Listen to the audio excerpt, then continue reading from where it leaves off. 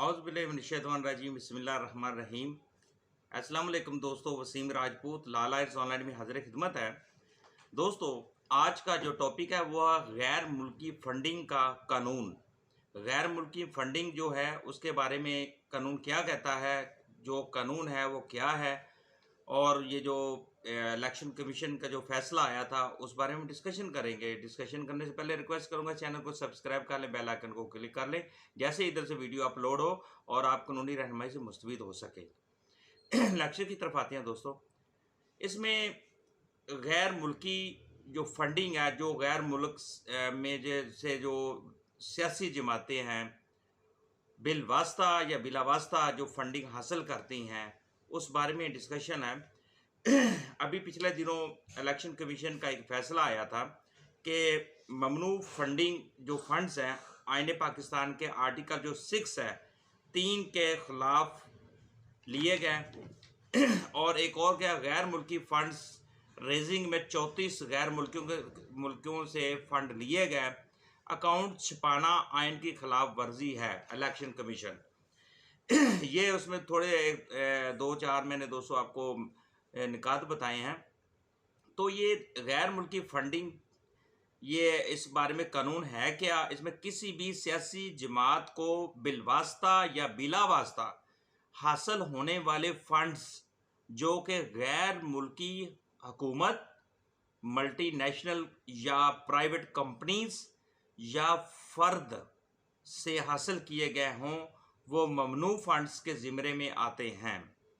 Election commission act 2017 article 204(3).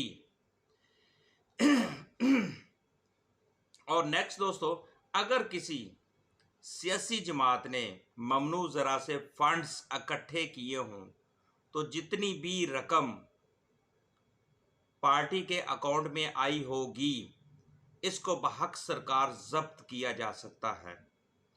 यानी कि ऐसी रकम जो गैर कानूनी तरीके से ममनू ज़राए से फंड्स इकट्ठे किए गए हों, तो जितनी भी रकम वो उस मुल्क के अंदर उस रकम जो उस पार्टी के अकाउंट में, उस पार्टी के ABC जो भी पार्टी है उसके अकाउंट में अगर आती है तो उसको बहक सरकार जब्त किया जा सकता है। ये इलेक्शन कमीशन एक्ट 2017 सेक्शन 204 का सब सेक्शन 4 है।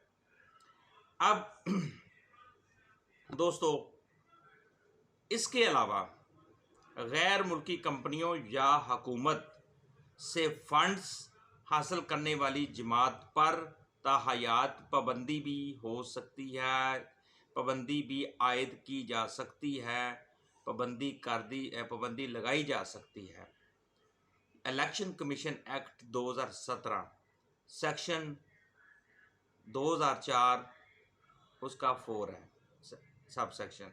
ताहम इलेक्शन कमीशन एक्ट 2017 में इस बात की वजाहत की गई है दोस्तों कि दोहरी शरीयत रखने वाले पाकिस्तानी या जिनको national data base registration authority ने नाइकोप कार्ड जारी किया गया हो, इनसे फंडिंग लेना कोई जुर्म नहीं है।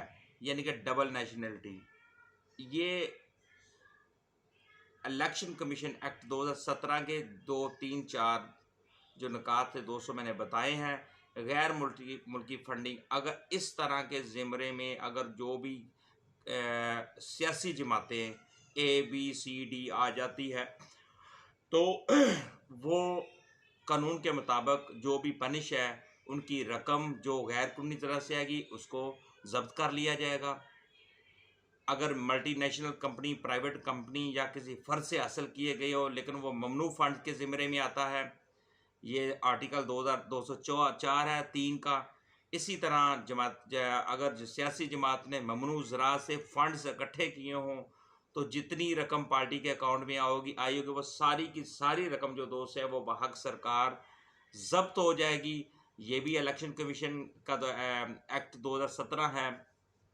और इसके अलावा जो मैं पहले अर्ज़ कर चुका हूँ कि गैर मुल्की कंपनियों या हुकूमतों से जो फ़ंड हासिल किए जाते हैं और किए जाएंगे वो ताहयात उनके ऊपर जमात पर, सियासी जमातों पर पाबंदी आयद हो सकती है, आयद की जा सकती है।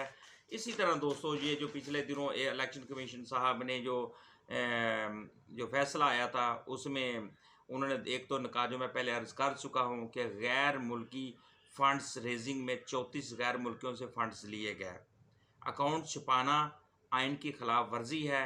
इलेक्शन कमीशन कुछ लोग अकाउंट्स छुपा लेते हैं, बाहर से पैसे आते हैं, इलीगली तौर पर गैर कानूनी तौर पर फंड रेजिंग की जाती है, फंड आते हैं अकाउंट में, तो वो अगर इलीगल होंगे, गैर कानूनी होंगे, ममनू होंगे और वो बाहक सरकार जब्त किए जा सकते हैं। मुझे अपनी दुआ में याद रखिएगा। दोस्तों का रिक्वेस्ट थी कि ये फ़ंड रेजिंग, ये गैर मुल्की फ़ंडिंग क्या है, इसमें क्या वजह है, कौन किस तरीके से और किस शिकों पे वो और किस आर्टिकल के तहत वो जो जमाते हैं वो गैर सियासी उनको ताहयात बंद किया जा सकता है, पाबंदी लगा दी जा सकती है, उनके फ़ंड कब्ज़े में लिए जा सकते हैं। ये सारा कुछ था। मुझे अपनी दुआ में दोस्तों याद रखिएगा। जहाँ रहें सलामत रहें और अल्लाह पाक हमारे मुल्क को सलामत रखे, हमारे मुल्क की हिफाजत फरमाए, हमारे मुल्क पर रहम फरमाए। अस्सलाम वालेकुम।